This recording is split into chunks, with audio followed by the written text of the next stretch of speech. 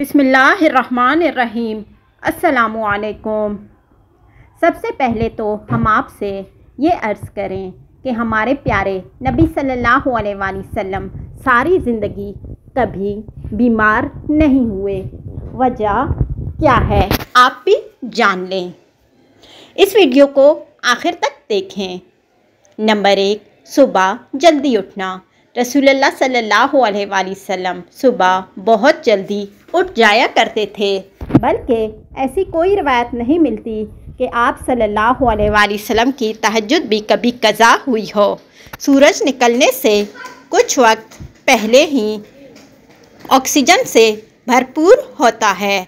आज साइंसी तहकीक की बुनियाद पर भी सेहत के एतबार से 24 घंटों में ये बेहतरीन वक्त होता है कि जिसमें आपको ज़्यादा से ज़्यादा ऑक्सीजन लेने का मौका मिलता है, जो कि आपकी सेहतमंद ज़िंदगी के लिए बहुत मुफीद अमल है। आँखों का मसाज।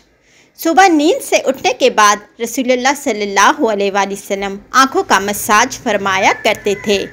बॉडी का पूरा निज़ाम 11 सिस्टम पर मुश्तमिल होता है। नींद से उठने के बाद ये सिस्टम बहाल होने में 11 से 12 मिनट लेता है। अगर आप अपनी आँखों का मसाज करते हैं तो ये सिस्टम 10 से 15 सेकंड में फ़ौरन बहाल हो जाता है। बिस्तर पर कुछ देर बैठे रहना।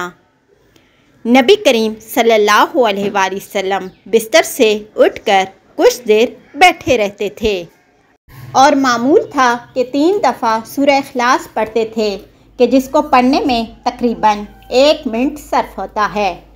आज मेडिकल साइंस बताती है कि हमारे दिमाग में एक कैपिलरी है कि जिसके एक हिस्से से दूसरे हिस्से के लिए ब्लड के लिए एक पुल बनता है। इस तरह इस पुल के ज़रिए से ही हमारे पूरे दिमाग को ब्लड की सप्लाई बहाल होती है कि जहाँ से हमारे तमाम तर एहसाब यानी पूरा जिस्म कंट्रोल होता है।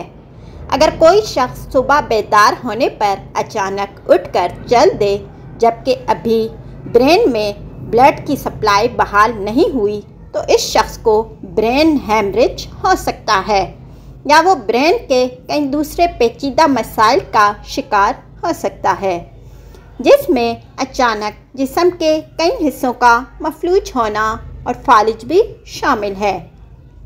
जबकि अगर वो 1 मिनट बैठा रहे कि इसके दिमाग में ब्लड की सप्लाई बहाल हो सके तो बहुत से पेचीदा मसाइल से बच सकता है।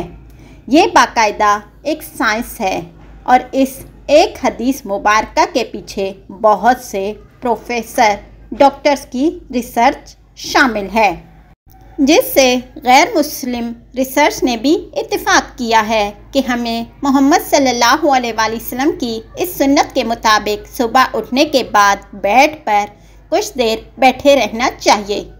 इसका फ़ायदा ये है कि दिमाग पूरी तरह से एक्टिव होकर हमारे जिस्म की भरपूर रहनुमाई के काबिल हो जाता है। ये सुन्नत मुबारका है, यहाँ बहुत बड़ा अज्र सवाब है, वहाँ सेहत का बहुत बड़ा राज भी है। कैलूला करना। आप सल्लल्लाहु अलैहि वसल्लम की आदत मुबारका थी कि दोपहर के खाने के बाद एक घड़ी के लिए 20 से 25 मिनट आप सल्लल्लाहु अलैहि वसल्लम लेट जाया करते थे।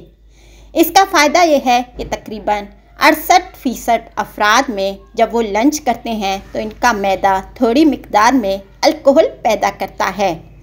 ऐसे में अगर इंसान चल फिर रहा हो तो चकरा कर गिर सकता है या इस पर खुमार की सी कैफियत तारी हो सकती है। यही सबब है कि आप हमेशा दोपहर के खाने के बाद अपने आप को थोड़ा बोझल महसूस करते हैं। अगर हम कुछ देर के लिए लेट जाएं तो अल्कोहल से पैदा होने वाले खुमार का जहन पर दोबारा दबाव नहीं आएगा और वो बॉडी फंक्शंस के लिए ज़्यादा फ़ाल रहेगा। हम किसी भी तरह के हादसे से बच सकेंगे। इसके अलावा भी इस सुन्नत मुबारका पर अमल ना करने की सूरत में बहुत से सेहत के मसाइल का ख़दशा रहता है। चूँकि ये बात आज तहकीक से साबित शुदा है, इसलिए दुनिया भर के ममालिक में बेशतर 1 से 2 या 3 बजे तक दोपहर का वक्फ़ा किया जाता है। ताकि लोग लंच के बाद कुछ कैलुला कर सकें। आज पूरा यूरोप रसूलुल्लाह सल्लल्लाहु अलैहि वसल्लम की सुन्नत को अपनाए हुए है और पूरे यूरोप में दोपहर से 2 बजे तक का वक्फा होता है। उन्होंने सुन्नत रसूल सल्लल्लाहु अलैहि वसल्लम पर रिसर्च की, उसे अपनाया और हमसे कहीं बेहतर सेहत का मेयार रखते हैं। खाने से पहले फल नोश फरमाना। रसूलुल्लाह सल्लल्लाहु अलैहि वसल्लम हमेशा खाना खाने से पहले फल नोश फरमाया करते थे। आप सल्लल्लाहु अलैहि वसल्लम की आदत मुबारका थी कि आप खाने के बाद फल नोश ना फरमाते थे। मुख्तलिफ फलों में से 90 से 99% तक पानी की मिकदार होती है। आप सल्लल्लाहु अलैहि वसल्लम ने चूँकि खाना खाने के बाद पानी पीने से मना फरमाया है, जबकि खाने से कब पानी पीने की तलकीन की है। इसलिए मुख्तलिफ फल भी चूँकि पानी की बहुत ज़्यादा मिकदार रखते हैं, इसलिए इनको खाने से पहले खाने से जिस्म और ख़ास तौर पर मादा और आंतों को तवानाई मिलती है, क्योंकि खाने को हज़म करने में मादा और आंतों का बहुत अहम किरदार होता है और ये अमल इनकी कारकर्दगी बढ़ाने में इनके लिए मददगार साबित होता है और ये बात भी साइंसी मुशाहिदात से साबित शुदा है। फ्रूट में मौजूद ग़िज़ाइयत से खाली मादे को ज़्यादा फ़ायदा होता है। ग़ज़ा के बाद पानी ना पीना। रसूलुल्लाह सल्लल्लाहु अलैहि वसल्लम कभी भी खाने के बाद पानी ना पीते थे। आज इल्म तहकीक से जो बातें सामने आई हैं, उनसे पता चलता है कि इस सुन्नत मुबारका पर अमल ना करने के इस कदर नुकसानात हैं कि गुमान भी नहीं किया जा सकता। जब हम खाने के बाद पानी पीते हैं तो खाने में जिस कदर भी फैट्स होते हैं वो खाने से निकलकर मादा के ऊपर वाले हिस्से की तरफ आ जाते हैं।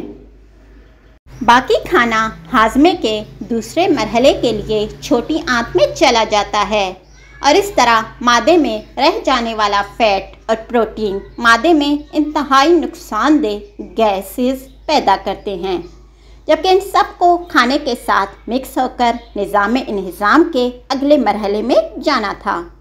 हमने पानी पी लिया या फ्रूट खा लिया तो ये हमारी सेहत की बर्बादी के लिए मादा ही में रह गए। एक हदीस रसूल सल्लल्लाहु अलैहि वसल्लम का मफ़हूम है कि अगर खाना खा लेने के बाद पानी की हाजत हो तो महज चंद एक घूंट ले लो और इसके बाद रोटी का एक लुक़मा खा लो। जापानी रिसर्च है कि खाने के बाद पानी पीने से जो फैट ऊपर आ रहे थे और आपने जो बाद में लुक़मा खा लिया तो फैट्स के ऊपर आने का सिलसिला ना सिर्फ वहीं रुक जाता है बल्कि वो दोबारा ग़ज़ा का हिस्सा बन जाते हैं। इसलिए खाना खाने के बाद पानी हरगिज़ नहीं पीना चाहिए कि जो पेट में ना सिर्फ गैसेस तेज़ाबियत बदहज़मी का बास बनते हैं बल्कि दिल के बहुत से अमराज का ताल्लुक भी इसी सुन्नत मुबारका पर अमल ना करने के सबब से ही है।